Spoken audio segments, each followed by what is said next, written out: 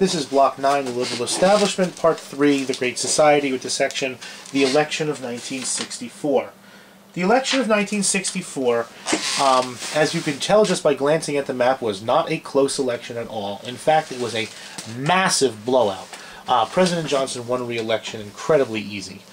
But it was a incredibly important information for what it introduced to the American people.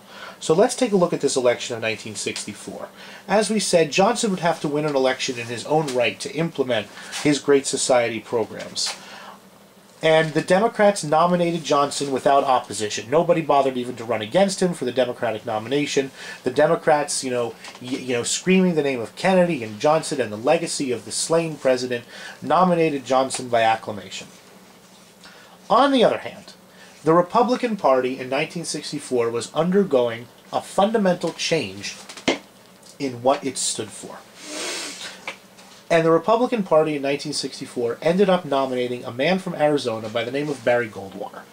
Barry Goldwater was a self-made man from Arizona who thought that the republicanism of people like Keynesian, that we have to understand that through the 1940s, 50s, and early 1960s, everybody in America who was anybody was a Keynesian. The Democrats were Keynesians, the Republicans were Keynesians. Maybe the Republicans weren't quite as Keynesian as the Democrats, but Goldwater said, I don't think Keynesian economics is the right understanding of the way the economy works, and he said, I don't think that progressivism is the way the country ought to go. And Goldwater is the first person who leads the Republican ticket on what we would call a modern conservative platform. But in order to win that nomination, Goldwater had to defeat kind of the old guard Republicans, the old Keynesian Republicans, the Eastern Republicans, Republicans like New York Senator Nelson Rockefeller. And Goldwater and Rockefeller went toe-to-toe for the future, if you will, of the Republican Party.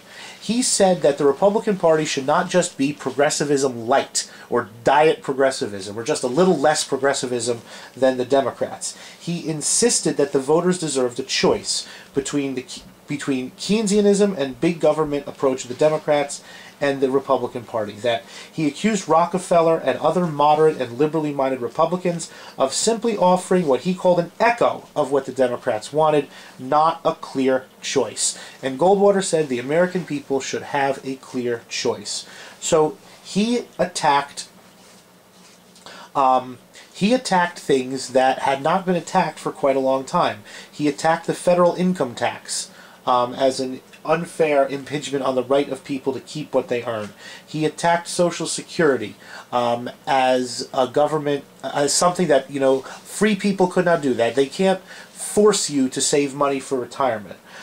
He attacked the TVA as inefficient government waste. He attacked civil rights legislation as interfering with the rights of the states. He attacked the Soviet Union, and most loudly and most vehemently, Goldwater attacked the increased government control and power that would come with Johnson's Great Society. He said that, look, the government is promising you all these things, but what it's taking away from you is your liberty. And he said, famously, that extremism in defense of liberty is no vice, and moderation in pursuit of justice is no virtue. So Goldwater pretty much sets him up as an extremist for liberty, if you will. Johnson and the Democrats love it. They happily paint Goldwater as a trigger-happy cowboy. They would do the same thing to Presidents Reagan and Bush, who wanted to bring the United States into a catastrophic war with the Soviet Union. And now we have to take a minute out to show you, I'd like to show you, one of the most famous political advertisements of all time. The implication that Johnson and the Democrats kept harping on was that a vote for Goldwater is a vote for nuclear war with the Soviet Union.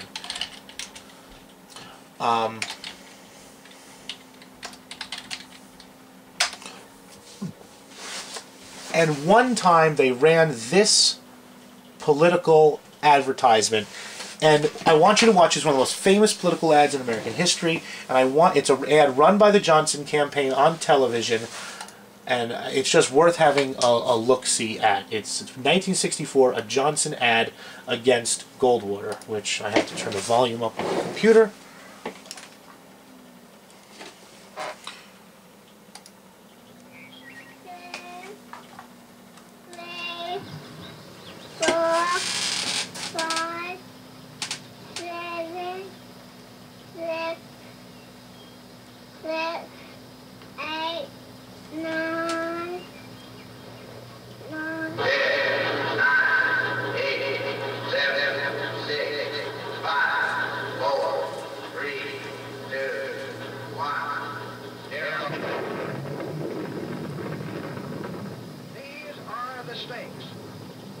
To make a world in which all of God's children can live, or to go into the dark, we must either love each other or we must die. Vote for President Johnson on November 3rd. The stakes are too high for you to stay home.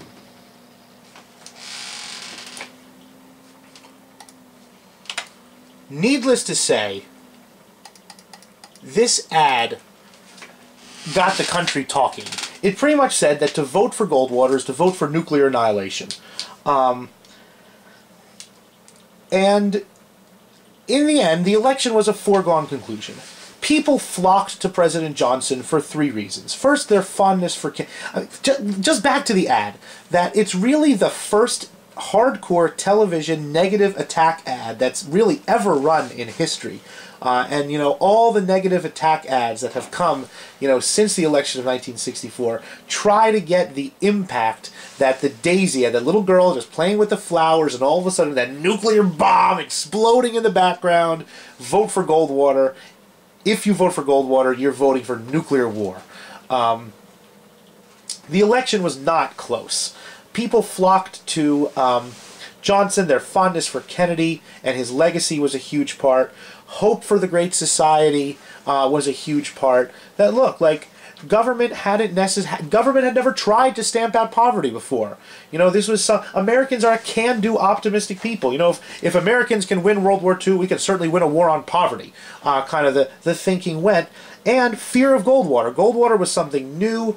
The Republican Party had always kind of been, you know, this, you know, kind of, you know, elite, business-oriented, Eastern, New York, Wall Street type of party, but now there's this wacko, if you will, that's how he was portrayed, this wacko from Arizona, from this kind of weird state out west.